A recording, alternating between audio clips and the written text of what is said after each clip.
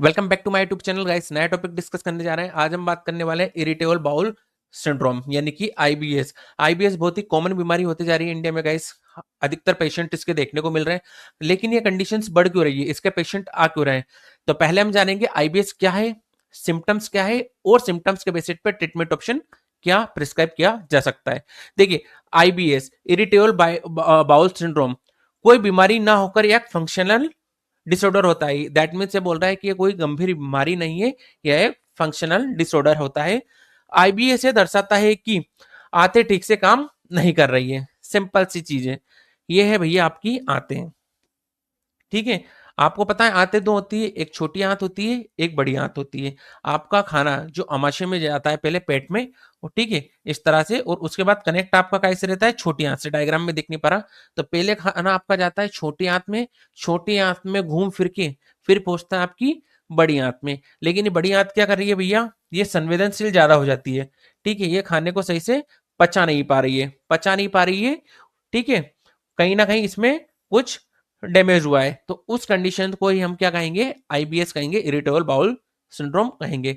यह एक common disorder है। क्या है, यह एक कॉमन डिसऑर्डर है जो कि लार्ज इंटेस्टाइन को प्रभावित करता है। आईबीएस अक्सर क्रैम्प यानी कि एटन, एब्डोमिनल पेन, ब्लोटिंग यानी कि सूजन, गैस और कॉन्स्टिपेशन और डायरिया होता है।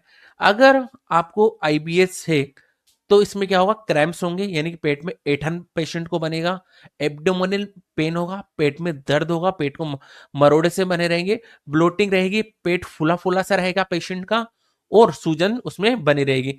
उसकी वजह से गैस देखने को मिल सकता है, कॉन्स्टिपेशन देखने को मिल सकता है और डायरिया देखने को मिल सकता है। ये कॉमन है, कॉन्स्टिपेशन और डायरिया, यह दो कंडीशन इसमें कॉमन है। बट ये होता क्या है, इसके अब बात करते हैं हम कॉजेस ऑफ आईबीएस, यानी कि आईबीएस होता क्यों है। ठीक है, किन कारण से आईबीएस लोगों में ज्यादा बढ़ते आ रहा है, तो ठीक है जान लेते हैं भैया। हार्मोन्स की वजह से देखने को मिल सकता है गाइस। ठीक है, पेट में किसी प्रकार का, आंतों में किसी प्रकार का इन्फेक्शन है, इन्फेक्शन इसके लिए कॉज करता है।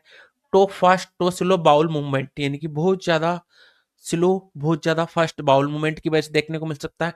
हार्मोन्स इम्बेलेंस की वजह से देखने को मिल सकता है, या इम्यून सिस्टम में की कमी की वजह से भी देखने को मिल सकता है। उसके अलावा टेंशन बड़ा रीजन है। अब आप ये सोच रहे होंगे कि टेंशन और आंतों का क्या संबंध, गहरा संबंध है भैया। आपको टेंशन है, ठीक है, टेंशन में आपको नींद नहीं आ रही, नींद सही से नहीं आएगी, एनोरेक्सिया आपको है, तो उसकी वजह से खाना सही से पचेगा नहीं, खाना सही से डाइजेस्ट नहीं होगा, पचेगा नहीं, तो उसके बाद पहुंचेगा छोटी आंत में, फिर पहुंचेगा बड़ी आंत में, तो कहीं ना कहीं आंतों को ज्यादा वर्क करना पड़ेगा। समझ रहे हैं ना आप बात को। तो स्ट्रेस का संबंध डायरेक्ट पेट से ही है। ठीक है, तो आप स्ट्रेस अपना कम कीजिए, अगर स्ट्रेस में, तो उस वजह से भी आईबीएस लोगों में देखने को मिल रहा है, क्योंकि आजकल लोगों को स्ट्रेस ज्यादा है तो आईबीएस भी बढ़ रहा है। ठीक है, उसके बाद जेनेटिक हो सकता है, यानी कि घर में मम्मी पापा को किसी को है, पेरेंट्स को है, तो आप तक भी हो सकता है।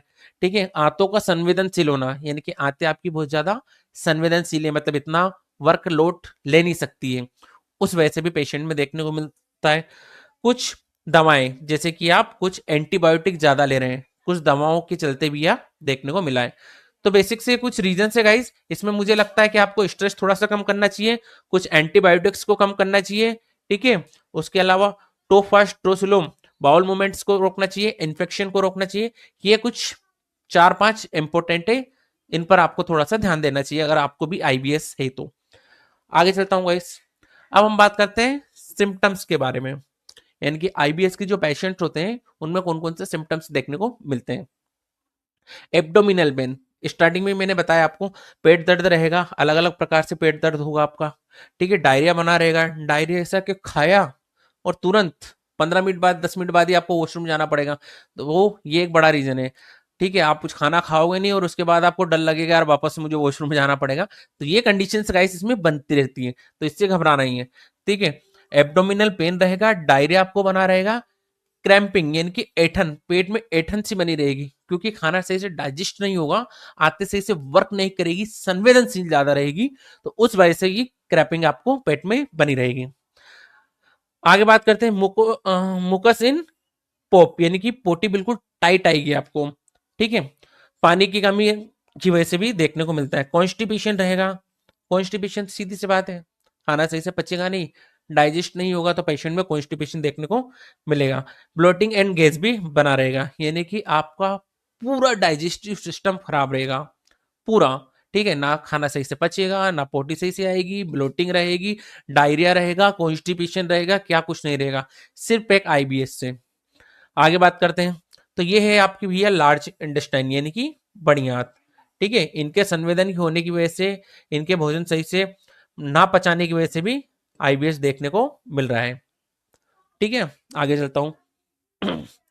अब हम बात करते हैं टाइप्स ऑफ आईबीएस। ये काफी important guys, types of important इसलिए काफी क्योंकि आपको ये पता होना चाहिए, पेशेंट को ये पता होना चाहिए कि कौन से प्रकार का आईबीएस है। जब आप ये जान लोगे कि आईबीएस मुझे किस टाइप का है, उस हिसाब से आप ट्रीटमेंट प्रिस्क्राइब करोगे या फिर आप जान पाओगे। कॉन्स्टिपेशन वाला डायरिया, इसमें भोजन करते ही एब्डोमिनल पेन होगा, क्रैपिंग होगा और नॉर्मल स्टूल के साथ कॉन्स्टिपेशन बना रहेगा, यानी कि पेट में आपको दर्द देखने को मिलेगा, ऐठन बनी रहेगी और नॉर्मल आपको स्टूल आएगा और स्टूल में कॉन्स्टिपेशन के संकेत रहेंगे, यानी कि कॉन्स्टिपेशन उसमें बना रहेगा। सेकंड पॉइंट पर बात करते हैं डायरिया वाला आईबीए। वही खाना खाया और तुरंत वॉशरूम, खाना खाया वॉशरूम, ठीक है। ऐसे पेशेंट को सुबह उठते ही डायरिया होता है, भोजन के तुरंत बाद डायरिया होता है, शौचालय जाने की तुरंत आवश्यकता पड़ती है। सिंपल सी चीजें खाना खाओगे और डायरिया बना रहेगा आपका। थर्ड पॉइंट है आपका मिक्स, ये दोनों वाला।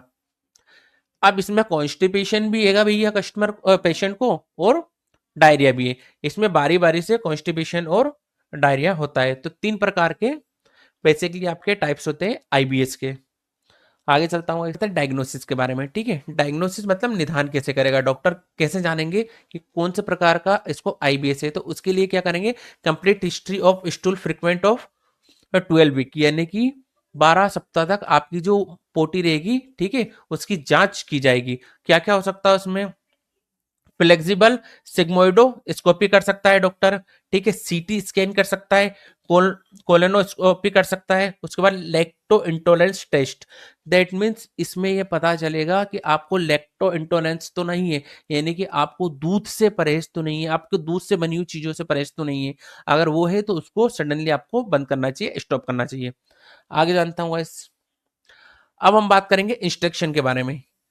डॉक्टर आपको क्या क्या सलाह दे सकते हैं, कौन कौन सी चीजें बंद कर सकते हैं। तो उच्च फाइबर वाला आपको खाना खाने की सलाह दे सकते हैं, दाल दलिया, या उसके बाद आपका बीन्स जैसी गैस बनाने वाले फूड जो होते हैं उनसे आपको परहेज करना हो सकता है, ठीक है। शॉर्ट चेन कार्बोहाइड्रेट जो कि स्मॉल इंटेस्टाइन में आसानी से एब्जॉर्ब नहीं होते, उन्हें भोजन में ऐड करना नहीं चाहिए। ऐसी चीजें जो आपको नुकसान कर रही है उससे आपको परहेज करना चाहिए, जैसे कि शॉर्ट चेन कार्बोहाइड्रेट जो कि स्मॉल इंटेस्टाइन में आसानी से एब्जॉर्ब नहीं होती है, उन्हें भोजन में आपको ऐड नहीं करना चाहिए। वहीं बात करें तो दाल फलियां, ठीक है, उसके बाद बीन्स जैसी गैस बनाने वाले जो फूड होते हैं उनको आपको परहेज करना चाहिए, उनको अवॉइड करना चाहिए, छोड़ना चाहिए। आगे बात करते हैं लैक्टो इंटॉलरेंस, यानी कि लैक्टो इंटॉलरेंस से आपको तो दूध या दूध से बनी चीजों को अवॉइड करना है। आगे बात करते हैं स्पाइसी फूड को अवॉइड करना है। स्पाइसी फूड वैसे भी आपको ज्यादा खाना नहीं चाहिए गाइस, स्पाइसी फूड नुकसान करता है ज्यादा। आगे चलते हैं। अब हम बात करेंगे treatment option. Guys don't take any medicine without doctor permission, it is only use for doctor practitioner and general knowledge, okay. जान लेते हैं टेबलेट के वाले। सबसे पहले टेबलेट है हमारा सिबिस, ये है सिबिस टेबलेट डॉक्टर प्रिस्क्राइब कर सकते हैं। इसको लेने का तरीका होता है टीडी, यानी कि दिन में 3 बार इसको डॉक्टर की सलाह से प्रिस्क्राइब किया जाता है। एंटी डिप्रेशन के तौर पर आप ले सकते हैं टेबलेट ट्रिप्टोमर। ट्रिप्टोमर 10 mg का टेबलेट होता है गाइस, एक गोली रात को सोते समय डॉक्टर की सलाह से प्रिस्क्राइब किया जाता है। आगे बात करते हैं एंटीबायोटिक। एंटीबायोटिक ये वाला लास्ट वाला, एंटीबायोटिक के तौर पे आपको रिफागट, रिफागट 400 mg का टेबलेट होता है गाइस, इसको भी बीडी प्रिस्क्राइब किया जाता है, यानी कि सुबह और शाम डॉक्टर की सलाह से प्रिस्क्राइब किया जाता है। तो तीनों में से मैंने एक एक आपको जो सबसे ज्यादा इंपॉर्टेंट है उसको मैंने प्रिस्क्राइब किया है। आगे चलते हैं गाइस। आई होप कि आपको आईबीएस अच्छे से समझ में आया होगा। आईबीएस अच्छे से समझ में आया है तो चैनल को लाइक कीजिए, सब्सक्राइब कीजिए, और आप कौन से टॉपिक पर वीडियो चाहते हैं ये मुझे कमेंट बॉक्स में बताइए। तब तक के लिए नमस्कार।